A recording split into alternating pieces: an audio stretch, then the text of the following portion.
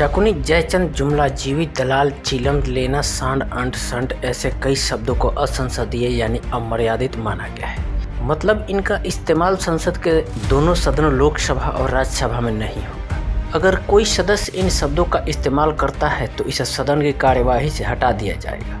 अमर्यादित शब्दों की लिस्ट में एक नाम तुरम खान का भी है। जी हाँ, वही नाम जिसका इस्तेमाल लोग बड़ी बहादुरी या थोड़ी शेखी बघारने के लिए करते हैं। आपने लोगों को कहते सुना भी होगा, वह तो यार बड़ा तुरम खान बनता फिरता है, तुम तो बड़े तुरम खान बन रहे हो। इतना बड़ा तुरम खान तो मैंने अपनी जिंदगी में नहीं देखा। जैसे ही असंसदीय शब्दों की इस लिस्ट के बारे में पता चला, लोग तरह तरह की बातें करने लगे। तुरम पर कुछ लोगों ने कहा कि इसमें क्या गलत हो सकता है। कुछ लोग तो गूगल पर तुरम खान सर्च करने लगे। आखिर क्या सच में कोई तुरम खान था? इस नाम के पीछे की कहानी क्या है, आइए आपको इस वीडियो में बताते हैं। अगर वीडियो अच्छी लगे तो लाइक कर देना और चैनल को सब्सक्राइब कर लेना।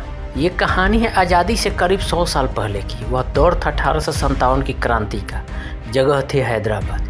यहाँ भी एक लड़ाई लड़ी गई जिसके बारे में इतिहास में कम ही जिक्र मिलता है। पन्ना पलटने पर तुर्रेबाज खान का नाम कहीं कहीं पता चलता है, जिसे बेगम बाजार का एक साधारण सैनिक बताया गया है। हालांकि उनका काम असाधारण रहा। उन्होंने ब्रिटिश रेजिडेंसी पर हमला करने के लिए करीब 6000 लोगों को इकट्ठा कर फौज तैयार की थी। उनकी कोई तस्वीर या स्केच उपलब्ध नहीं है।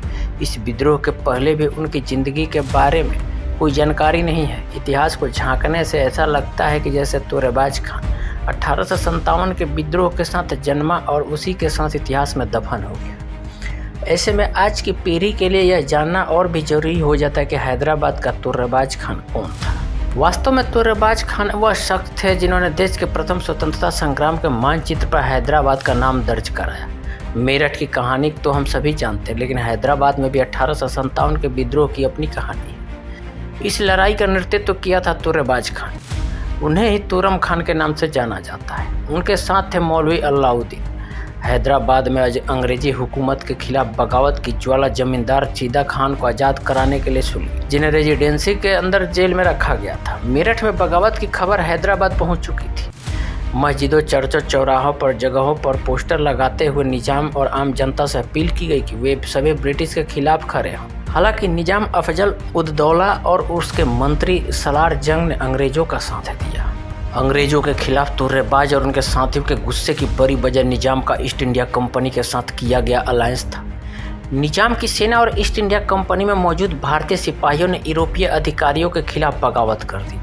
उनमें जमींदार चीदा खान भी थे। उस समय हैदराबाद में मौजूद सेना के टुकड़ी को दिल्ली कूच करने का आदेश दिया गया। चीदा खान ने इसका विरोध किया। इसे विदेशियों द्वारा मुगल शासक को सत्ता से हटाने का प्रयास समझा गया। चीदा खान 15 अन्य सिपाहियों के साथ हैदराबाद के लिए निकल गए। उन्हें उम्मीद थी कि निजाम सपोर्ट करेंगे, लेकिन जैसे ही वह हैदराबाद में दाखिल हुए, निजाम के मंत्री मीर तुराब अली खान ने गिरफ्तार कर उन्हें अंग्रेजों को सौंप दिया। बगावत का झंडा बुलंद करते हुए तुर्रेबाज खान ने क्रांतिकारियों को एकजुट किया और करीब 5000 बहादुर लड़ाकों की फौज खड़ी कर दी। इसी दौरान मौलवी अलाउद्दीन भी तुर्रेबाज के साथ हो गए। एक दिन शाम 6:30 बजते रेजिडेंसी को घेर लिया।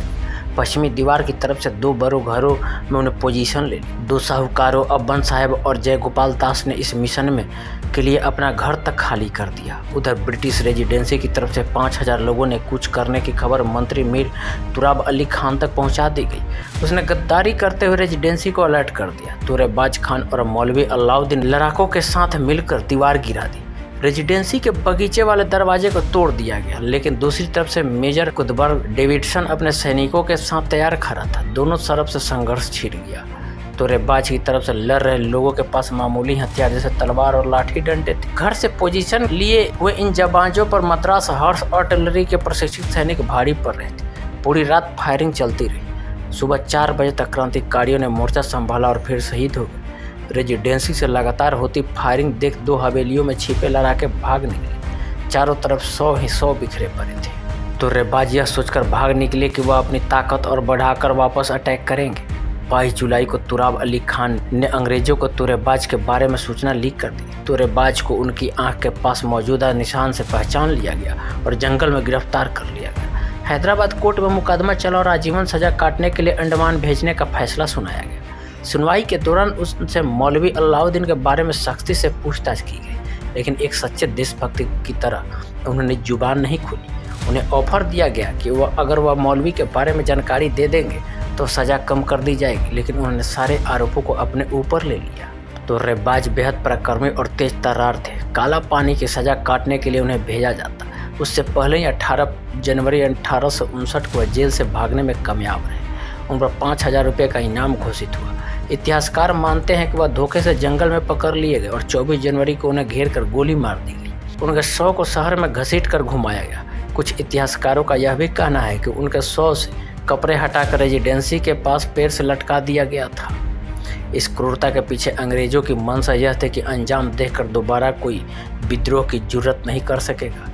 इस तरह बेगम बाजार के रहने वाले रुस्तम खान के बेटे तुर्रेबाज एक योद्धा की तरह जिए और एक बड़े मकसद के लिए अपने प्राणों को न्यौछावर कर दिया।